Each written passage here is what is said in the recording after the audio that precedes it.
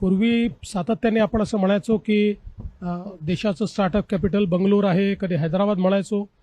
पण आता गेले 3-4 वर्ष सातत्याने आपण स्टार्टअप इंडियाचा रिपोर्ट जर बघितला तर देशाचं स्टार्टअप हब हे महाराष्ट्र झालेलं आहे. स्टार्टअप कॅपिटल महाराष्ट्र झालेलं आहे आणि देशातील सर्वाधिक स्टार्टअप तर आपल्याकडे आहेतच, पण जवळपास देशातले 25% युनिकॉर्न्स हे देखील महाराष्ट्रामध्ये आहे. म्हणजे we are not just a startup hub but we are successful startup hub, असं मी म्हणेन. बरोबर. आणि आज आपण पाहू शकतो की स्टार्टअप इकोसिस्टीम इतक्या चांगल्या पद्धतीनं आपल्याकडे सुरू झालेली आहे आणि म्हणून आम्ही काही प्रयत्न देखील त्याकरता केलेले आहेत. विशेषतः काही नवीन ऍक्सिलरेटर्स तयार करायचे, काही इन्क्युबेशन सेंटर्स नव्याने तयार करायचे आणि यात सगळ्यात महत्वाचं जर काही असेल तर विशेषतः हे जे स्टार्टअप्स असतात या स्टार्टअप्सला जेव्हा ते मार्केटेबल स्केलेबल असतात अशा वेळी त्यांच्याकडे कुठलीही वित्तीय पुरवठ्याची एक बॅकबोन त्यांच्याकडे नसल्यामुळे त्यांना पैसे मिळणं फार कठीण जातं. बरोबर. प्रत्येकालाच एंजल इन्व्हेस्टर मिळतो असं नाहीये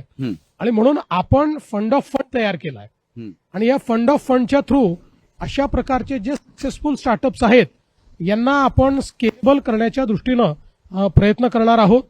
आणि फंड ऑफ फंड करत असताना यातही आपण प्रयत्न केला की आपला एक सेंटर फंड तर आहेच, पण स्टार्टअप इकोसिस्टीम ही आता टियर 2 सिटीजमध्ये टियर 3 सिटीजमध्ये देखील गेली आहे आणि म्हणून त्यांनाही त्या ठिकाणी मदत मिळाली पाहिजे म्हणून आता विभागीय फंड देखील आपण चालू केलाय.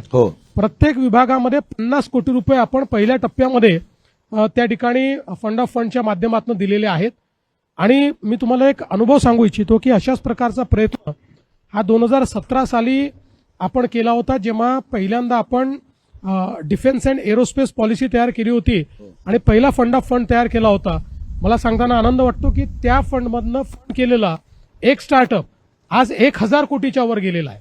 त्यामुळे मला असं वाटतं की स्टार्टअप इकोसिस्टीम जी आहे ही लिव्हरेज करणं हे अत्यंत महत्वाचं आहे. आणि आपण दुसरा निर्णय घेतलाय की स्टार्टअप कॉम्पिटिशन्स तर आपण घेतोच, पण या सगळ्या स्टार्टअप्स मधले जे स्टार्टअप्स चांगले आम्हाला वाटतील त्यांना 25 लाखापर्यंतचं काम हे राज्य सरकार बिना टेंडरचं देईल असा निर्णय देखील आपण घेतलेला आहे. सर्वात मोठा निर्णय, सर्वात मोठा, त्याला मोठी चालना त्यामुळे मिळेल. आणि तुम्ही जे एफडीआयच्या संदर्भात म्हणालात तेही मला सांगताना आनंद वाटतो की याही वर्षी आता 3 क्वार्टरचे रिझल्ट आले आहेत, आपण नंबर 1च आहोत. या वर्षी आपण मागच्या वर्षीचा जो काही रेकॉर्ड आहे आपला तो निश्चितपणे तोडणार आहोत.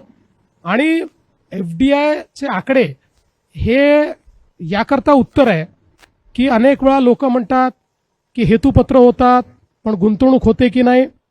खरं म्हणजे आम्ही तर वारंवार आकडेवारी देऊन महाराष्ट्रामध्ये आपलं एमओयू कन्व्हर्शनचा रेट हा 75% आहे आणि डावोसला केलेल्या एमओयूचा कन्व्हर्शन रेट 85% हा दिलाय.